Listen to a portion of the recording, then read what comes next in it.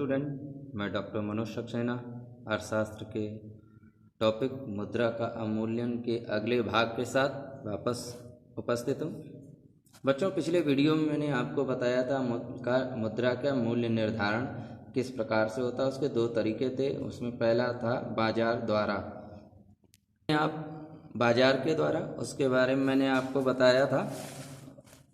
उसी में जो अगला था सरकार के द्वारा, जो डिस्कशन चल रहा था सरकार के द्वारा दूसरा था। कभी कभी सरकार जानबूझकर मुद्रा का मूल्य कम या ज़्यादा करती है या कर देती है जानबूझ करके, यानी कि मूल्य बढ़ा दिया, अधिमूल्यन कर दिया, यानी कि जो पहले $1 70 रुपये का था वो अब 65 रुपये का हो गया, या यानी कि उसका कीमत बढ़ा दी। इससे क्या होता है, आयात सस्ते हो जाते हैं और निर्यात महंगे हो जाते हैं। दूसरा आता है अवमूल्यन, जिसे हम डिवैल्यूएशन कहते हैं, यानी कि मुद्रा का मूल्य घटा देना।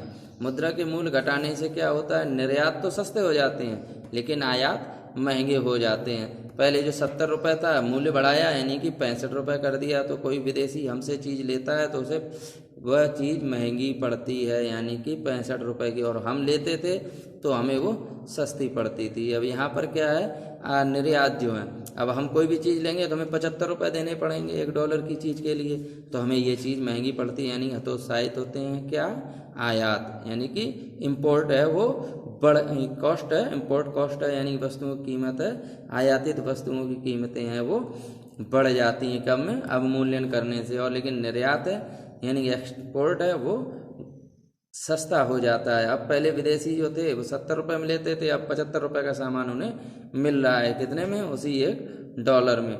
ये तो नियंत्रित रूप से किया जाता है, किसके द्वारा, सरकार के द्वारा, नियंत्रित रूप से। इसे अनियंत्रित नहीं कर सकते मनमानी रूप से, चलिए भाई हमें अपना निर्यात बढ़ाना है, भारत सरकार चाहे तो 200 रुपये कर दे, ऐसा संभव नहीं होता है। इससे अर्थव्यवस्था पर प्रतिकूल विपरीत प्रभाव पड़ते हैं, ये ऐसा नहीं किया जा सकता है। अगली चीज़ आती है अवमूल्यन। ऐसी क्या चीज़ें होती हैं जो अवमूल्यन किया जाता है, मुद्रा का मूल्य घटाया जाता है, यानी कि उसका डिवैल्यूएशन किया जाता है। जब किसी देश की सरकार के पास विदेशी मुद्रा कम हो जाती है, फॉरेन एक्सचेंज जिसे हम लोग कहते हैं, फॉरेन करेंसी, वह कम हो जाती है, तो वो जानबूझकर अपनी मुद्रा का मूल्य घटाकर, यानी अवमूल्यन करके विदेशी मुद्रा का संकलन, यानी संग्रहित, यानी जमा करता है। अपनी विदेशी मुद्रा भंडार को बढ़ाने के लिए अवमूल्यन का सहारा लेता है, लेकिन ये हर जगह नहीं उपस्थित मतलब फायदेमंद होती है। इसके भी कई टर्म्स हैं, कई कारण होते हैं अवमूल्यन करने के। यदि अवमूल्यन कर दिया जाए और निर्यात ना बढ़े तो अवमूल्यन करने तो क्या होगा, तो अर्थव्यवस्था चौपट हो जाती है, उस पर विदेशी कर्ज है और कई तरीके की समस्याएं, आर्थिक समस्याएं आती हैं। उसके बारे में मैं आपको आगे बताऊंगा अगले टॉपिक पर। पहले जो है अवमूल्यन, जब किसी देश की सरकार के पास विदेशी मुद्रा नहीं होती है, इंडिया जैसे भारत सरकार है, 1991 में क्या था, उसके पास विदेशी मुद्रा नहीं थी, डॉलर येन जो भी जिससे विदेशी व्यापार होते हैं, तो उनके कोई भी चीज़ खरीदते तो वहाँ डॉलर चाहिए, तो डॉलर खुद को मिलते नहीं थे, नहीं तो वो देंगे क्या, देने उसको डॉलर के लिए सोना गिरवी रखना पड़ा था। उसके बारे में भी मैं आपको बताऊंगा ऐसी क्या कारण रहे थे जो 1991 में भारत सरकार को सोना गिरवी रखना पड़ा था, या जो भी रहे थे कारण, आर्थिक कारण। सरकार जो है वो जानबूझकर अपनी मुद्रा का मूल्य तो घटाती है, जिससे विदेशी मुद्रा का आना प्रवाह बढ़ जाता है। जब किसी देश को अपना निर्यात बढ़ाना हो, यानी कि एक्सपोर्ट जो है वो बढ़ाना हो और इंपोर्ट घटाना हो, आयात घटाना हो, तो भी मुद्रा का मूल्यन किया जाता है। जब विदेशी मुद्रा की कमी होती है, यदि हमारे पास व्यापार करने के लिए, फॉरेन एक्सचेंज करने के लिए विदेशी मुद्रा नहीं है, दूसरे देश की मुद्रा नहीं है, यानी डॉलर नहीं है, तो हम उसके लिए क्या करते हैं, या भारत सरकार क्या करेगी, रुपए की अपनी कीमत को अवमूल्यन करें, यानी निर्यात को कैसे भी बढ़ाए, यानी कि हमारी चीज़ दुनिया के बाजार में सस्ती हो जाए। ठीक है, इसके लिए अवमूल्यन का सहारा लेती है। और हमारे यहाँ जो आयात है वो बढ़ रहा है। आज की डेट में निर्यात कम है और आयात जाता है, ये व्यापार घाटा कहलाया जाता है। इन दोनों का अंतर व्यापार घाटा कहलाया जाता है। इसके बारे में भी बताऊंगा आगे। तो अवमूल्यन का सहारा लिया जाता है।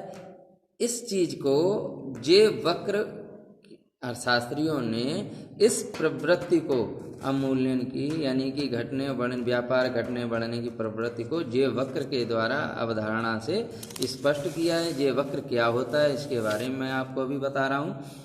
कुछ इस तरीके से जैसे जे बनाते हैं हम अल्फ़ाबेट में जे होता है, ठीक उसी तरीके से होता है। तो वो क्या होता है कि जब भी अवमूल्यन होता है तो एक बार तो निर्यात घटता है, एक बार तो निर्यात घटता है, फिर एक झटके के साथ द्रुतगामी यानी कि बहुत ही तेज रफ्तार से निर्यात ऊपर की ओर जाता है। ये देखो एरो नीचे आया फिर ये ऊपर की ओर जाने लगा, यानी निर्यात बढ़ने लगता है। इसे ही जे वक्र कहते हैं। अवमूल्यन की जो बात थी, भारत सरकार ने अभी तक के इतिहास में 1947 से अभी तक 3 बार अवमूल्यन किया है।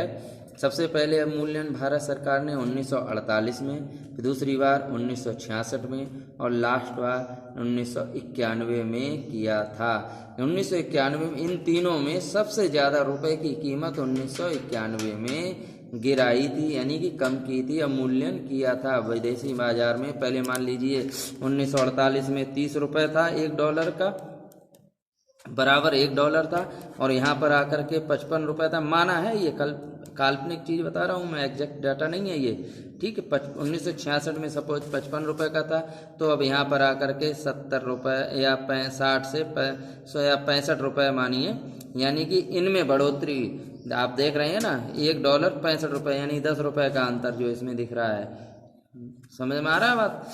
तो कहने का मतलब है कि इसमें रुपए की कीमत सर्वाधिक गिराई थी, घटाई थी, जिससे कि जो आर्थिक संकट है 1991 में भारत में जो आर्थिक संकट था, यानी कि निर्यात यानी कि लोगों को देने के लिए पैसे नहीं थे। हम कोई भी चीज़ खरीद रहे थे विदेशी मार्केट से, तो हमारे पास डॉलर नहीं थे उनको लेने के लिए, तो हमने अपनी चीज़ें बेचेंगे तो वहाँ से विदेशी मुद्रा हमें मिलेगी, हम वो मुद्रा की कहीं और देंगे, यानी कि जो चीज़ हम आयात कर रहे हैं। तो अपने निर्यात को बढ़ाने के लिए भारत सरकार ने 1991 में 1991 में इंडियन करेंसी का सबसे ज़्यादा डिवैल्यूएशन यानी कि अवमूल्यन किया था। ओके स्टूडेंट, मुझे उम्मीद है कि आपको यहाँ तक के जो टॉपिक्स हैं, जो हमने आप कंटेंट बताए, या मूल्यन रहा हो या मूल्य निर्धारण रहा हो मुद्रा का, वो आपको विधिवत समझ में आया होगा। मैं आशा करता हूँ कि आप हमारे जो कंटेंट थे उनसे संतुष्ट रहे होंगे। वी टेक केयर बच्चों। अगले टॉपिक के साथ मैं वापस उपस्थित होऊंगा।